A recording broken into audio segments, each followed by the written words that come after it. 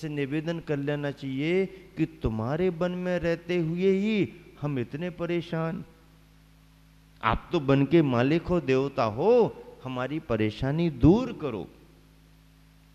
और दोनों प्रसन्न होते हुए आज तो वन देवता मिल रहे हैं, वन देवता मिल गए, अपनी सारी समस्या रख दो इनके सामने। और प्रसन्न होते होते दोनों मुनि महाराज के सम्मुख पहुंच जाते हैं। क्या कहना चाहिए, कैसा कहना चाहिए, ये तो उन्हें कुछ मालूम नहीं। ये मुनि महाराज हैं, ये भी उसे ज्ञान नहीं, पर ऐसा लग रहा है ये वन में रहने वाले देवता हैं। जब दोनों की भाव भंगिमा मुनि महाराज ने देखी, चेहरे पर प्रसन्नता का भाव देखा और आंखों में ऐसा लगा कि कुछ पाने की प्यास इनकी आंखों में दिख रही है, तो करुणा भाव से मुनि महाराज ने सोचा, सत्पात्र आज अपने पुण्य योग से हमारे पास आ चुके हैं, और यदि पुण्य योग से ये जंगल में रहने वाले भील यदि हमारे पास आ गए हैं, तो इन्हें कुछ न कुछ धर्म का संस्कार दे ही देना चाहिए। धर्म का संस्कार देने का भाव मन में आ गया, संबोधन भी दिया। जंगलों में रहते हो, हिंसा तो करते ही होगे, यही तो एक साधन तुम लोगों ने बना रखा है जो पाप का कारण है। हिंसा कभी धर्म होती नहीं, धर्म तो अहिंसा ही है। जियो और जीने दो, यही धर्म का सिद्धांत है। तुम भी रहो और जिन्हें आयु मिली है उन्हें भी जीने दो। आदि आदि रूप में संबोधन देते हुए महाराज ने बड़े स्नेह भाव से उन भील भीलनी को संबोधित किया। दोनों का पुण्य का उदय आ गया था, अन्यथा उन्हें कहाँ मुनि महाराज मिलने वाले थे। उनके पुण्य के योग से मुनि महाराज का करुणा का, दया का, अहिंसा का संबोधन उन्हें मिला। उनके मन पर गहरी छाप पड़ी। उन्होंने अपनी जिज्ञासाओं का समाधान कर लिया। हमारी दरिद्रता कैसे दूर हो, हमारी परेशानी कैसी दूर हो, हम भी अच्छे से कैसे रहें, ऐसा निवेदन कर लिया। तो महाराज जी ने कहा कि बहुत ज़्यादा नहीं भी कर पाते हो तो कम से कम अहिंसा के व्रत के रूप में हिंसा नहीं करना और मद्य मधु मांस का त्याग इसी समय कर दो। यहीं से तुम्हारा कल्याण शुरू हो जाएगा और यहीं से तुम्हारी परेशानी दूर होने लगेगी। यही एकमात्र धर्म है और अहिंसा के धर्म के पालन के लिए आपको जीव दया के रूप में किसी जीव की हिंसा नहीं करना और मद्य मधु मांस का सेवन नहीं करना। ये अहिंसा का व्रत धारण करो। बात उनके मन में बैठ गई। अब जो होगा सो दूसरा करेंगे, लेकिन हिंसा का काम नहीं करेंगे, मद्य मधु मांस का सेवन नहीं करेंगे। बड़ी दृढ़ता के साथ नियम लिया। नियम किसने लिया है? जिसका रोज का काम है, उसके बिना चलेगा ही नहीं उनका, उस अवस्था में चलता ही नहीं, रोज की जरूरत है। अभागा था, हीन पुण्य था, ऐसी पर्याय में जन्म हुआ। यदि अभागा हीन पुण्य नहीं होता तो ऐसी पर्याय में जन्म काहे को होता? पुण्यवान होता, अच्छी जगह जन्म होता, अच्छे कुल में जन्म होता।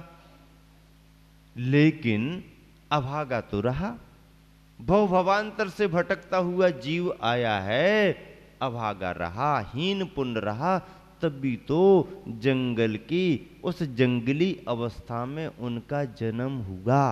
हीन पुण्य के कारण हुआ।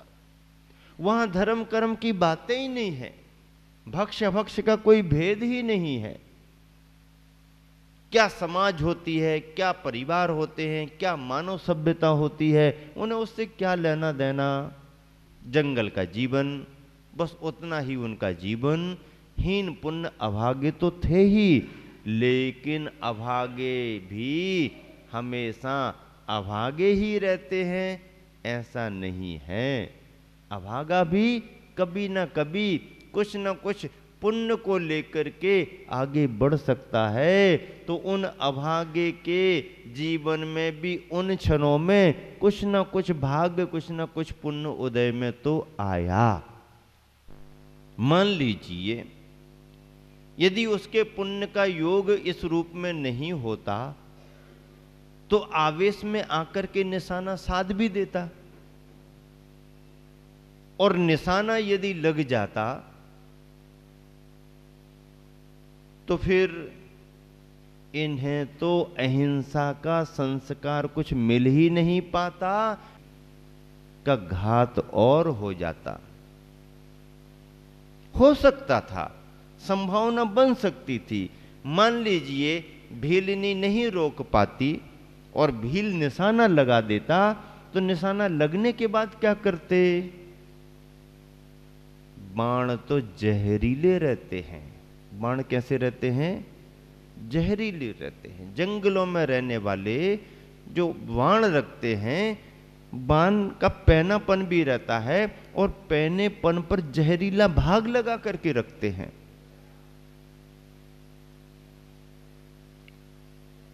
अभागे तो थे, हीन पुण्य तो था, लेकिन पुण्य की कहीं ना कहीं से कोई किरण जो सत्ता में कभी किसी रूप में पड़ी होगी, उस समय उदय में आने को हुई।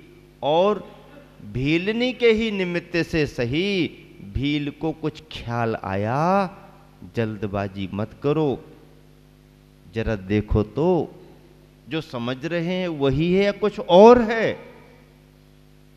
क्षण भर रुका भील, ख्याल में बात आ गई, और जैसे झुरमुटों में से महाराज जी आगे आगे आगे बढ़ने को हुए, अरे ये तो कोई मनुष्याकृति दिखाई दे रही है, पर मनुष्य है तो वस्त्र भी नहीं है,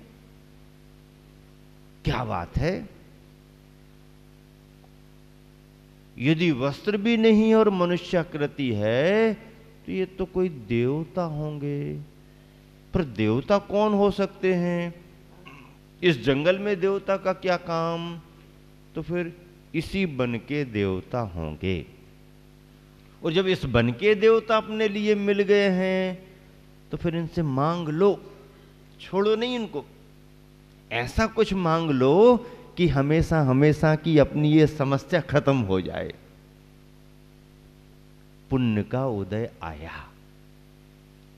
इसी को कहते हैं सौभाग्य की घड़ी, इसी को कहते हैं पुण्य के क्षण, कि बस ये जो वन देवता मिल गए हैं इनसे कुछ मांग लो। मांगने में जो भी उसने मांगा हो, लेकिन देने में अहिंसा का संस्कार दे दिया और कह दिया इसका पालन करोगे तो जो तुम्हारी इच्छा है उसकी पूर्ति अपने आप हो जाएगी। अहिंसा के व्रत का पालन करो। उस अवस्था में उसने नियम लिया। छोटा मोटा नियम नहीं था उसके लिए, बहुत बड़ा नियम था। चाहे मृगसेन धीवर हो, चाहे पुरुरवा भील हो, छोटा मोटा नियम नहीं है, बहुत बड़ा नियम है। चांडाल ने नियम लिया, चांडाल ने नियम लिया। किसने नियम लिया? चांडाल ने। क्या नियम ले लिया? महाराज, आपके उपदेश से मेरे मन पर बहुत प्रभाव पड़ा, लेकिन मैं पूर्ण रूप से हिंसा का त्याग तो नहीं कर सकता, क्योंकि मैं तो जल्लाद हूं, राजा की आज्ञा का पालन करना पड़ता है। जिस किसी को भी प्राण दंड मिलता है काम तो मुझे ही करना पड़ता है। कब किसे सजा मिल जाए मुझे तो हमेशा तैयार रहना पड़ता है। अहिंसा का व्रत पालो। हिंसा ठीक नहीं है, दुख का कारण है। हिंसा को छोड़ो, अहिंसा के व्रत को पालो। बात तो आपकी जम गई। मन तो हो रहा है अहिंसा का व्रत ले लूं, लेकिन कैसे पालूंगा? राजा की आज्ञा तो पालन करनी है, क्योंकि मैं तो राजा आश्रित हूं। कुछ रास्ता निकालो। क्या निकालूं महाराज रास्ता? आप ही बताओ, आप ज्ञानी हो, गुरु हो, आप बताओ। आप हमारे अनुसार रास्ता बताओगे तो हम पक्के में पालन करूंगा। ऐसा करो, चतुर्दशी की तिथि में हिंसा नहीं करना। क्या ऐसा पालन कर सकते कि चतुर्दशी को किसी प्रकार की हिंसा नहीं करना? हाँ महाराज, ये पल सकता है। यदि चतुर्दशी का दिन आएगा तो मैं उसे टाल दूंगा, बाकी दिनों में तो करना ही पड़ेगा। मैं तो सेवक आदमी हूं, राजाज्ञा का पालन करना पड़ेगा। अधिकारी आदेश देंगे तो मुझे तो करना ही पड़ेगा। चतुर्दशी को हिंसा नहीं करना। केवल चतुर्दशी को महाराज? हाँ, केवल चतुर्दशी का ही नियम लो, यहीं से शुरू करो। बाकी तुम हिंसा करो, मैं ये नहीं कह रहा हूं, लेकिन आज के दिन चतुर्दशी को कम से कम हिंसा नहीं करना। बिल्कुल भी पूर्ण रूप से हिंसा का त्याग रखना। पालन कर सकते क्या? इसका तो पालन कर सकता हूं। एक दिन में क्या होगा? और दृढ़ता के साथ उसने नियम लिया। परीक्षा इसकी भी हो गई। नियम कोई बड़े और छोटे नहीं होते हैं, व्यक्ति किस स्थिति में है, उस स्थिति में रहकर के उसने कितनी भावनाओं से नियम लिया है, इससे व्रतों का आकलन किया जाता है।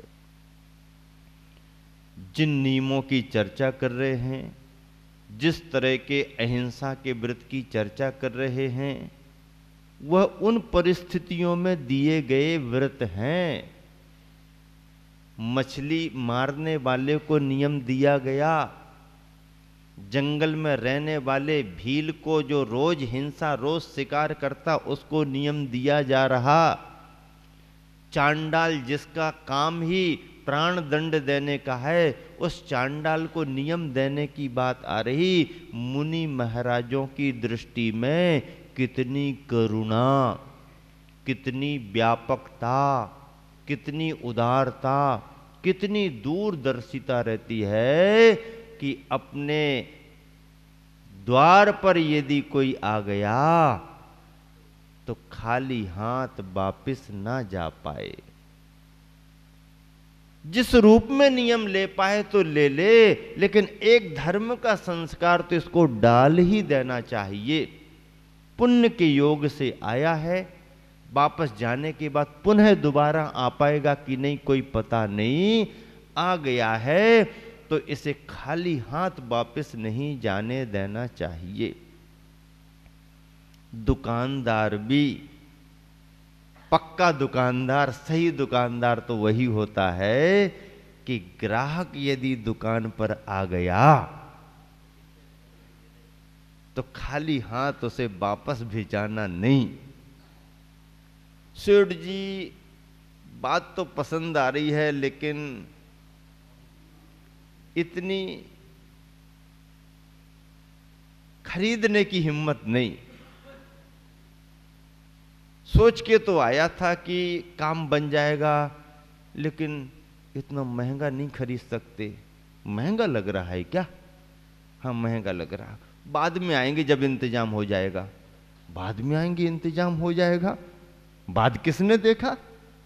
इंतजाम हुआ कि नहीं हुआ? आया नहीं आया कि नहीं आया, आया कि नहीं आया?